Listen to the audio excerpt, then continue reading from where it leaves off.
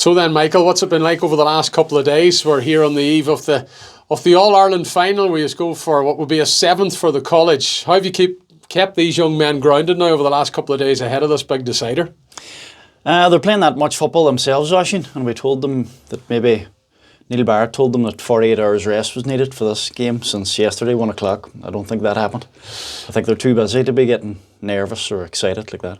Yeah, well, it's a huge occasion for the young men, so it is. It's big for the college as well, and a lot of supporters going to head to Athlone on Wednesday.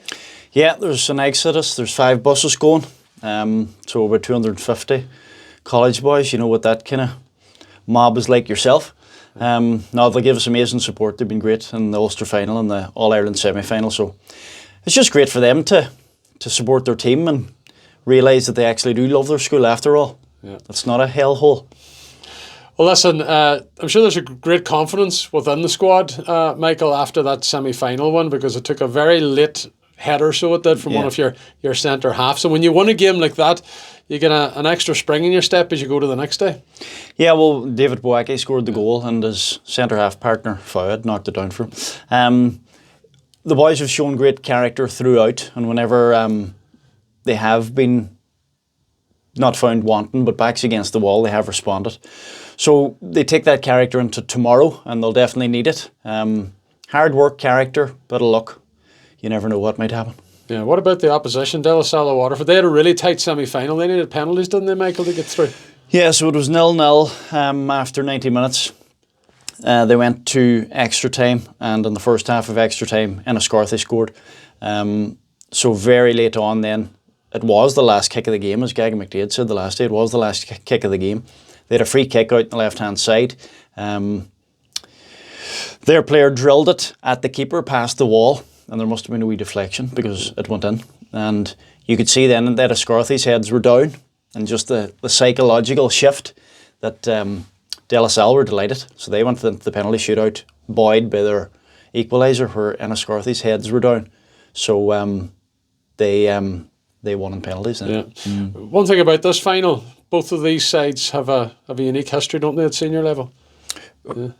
Us and them. Yeah. No, they're a very successful school, prestige school. So I don't know how many they've won, but they have beaten us in finals before. Not a senior final that I know of, but no, we lost one and won one against them. Yeah. And their two managers actually are Wexford or Waterford senior hurlers or former Waterford senior hurlers. So that's the kind of, they're used to winning. I'm sure they'll expect to win tomorrow as well. Yeah. St Eunan's College 2 years ago had to share this title, isn't that correct, Michael? So it's nice to be playing a final, isn't it, to getting back at it again? And it's on a 3G surface, which will that be working to your benefit? Because I know your boys training on 3G and 4G. They play a lot of matches for the clubs on the same type of surface. It mightn't be so much for the De La Salle boys. Is that the sort of factor can give you an edge in this? I suppose in the sunny southeast, maybe they have better pitches and better grass than up here. I don't know. I honestly think it is 50-50, and I know that's kind of avoiding the question, but it is. We thought maybe that the AstroTurf would have suited us in the semi-final down in Ballysadare, but it suited the other team just as well. Astro are very, very fast, and I think it's going to be like a day it was today, wet and miserable, down there tomorrow. So it's going to be slick. As Tony Blake was saying, the ball's going to move across the turf quickly. So I think that'll make it more difficult for both teams, to be honest. Yeah. How are you fixed on the personnel on the player front? I know Fintan Doherty's back with you after an international break, isn't he? Fintan's back, yeah. Buzzing after being with Ireland. So he brings that experience and cool head and everything else. He's a great young fella.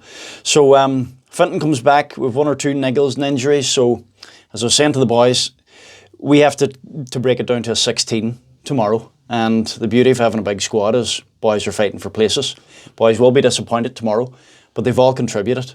And there are places up for grabs, both in the starting 11 and the 16, so we have decisions to make. Yeah. Just finally then it's cup final day. And as we know, anything can happen in a cup final. Yeah. No matter what sort of day it is, you'll take the result despite any sort of performance. It's just all about making sure that you get the hands on that Dr. Tony O'Neill Cup, is it, Michael? That's the ideal, but I think we have a big performance in us, so it'll be nice it'd be nice to get both. Taking nothing for granted. Very experienced and very accomplished opposition. So we'll do our best. We'll just prepare the boys as best we can, and it's their big opportunity for immortality. You'll never know. Score early. Early goal, yeah. Early goal and park the bus maybe. But we haven't had too many early goals, so that might be novel. Well, it might be the day it changes, so it might. Listen, Michael, the very best of luck to you and your management team, and of course to the players and everyone at St Eunan's in the All-Ireland final. Brilliant, Oisín, thank you.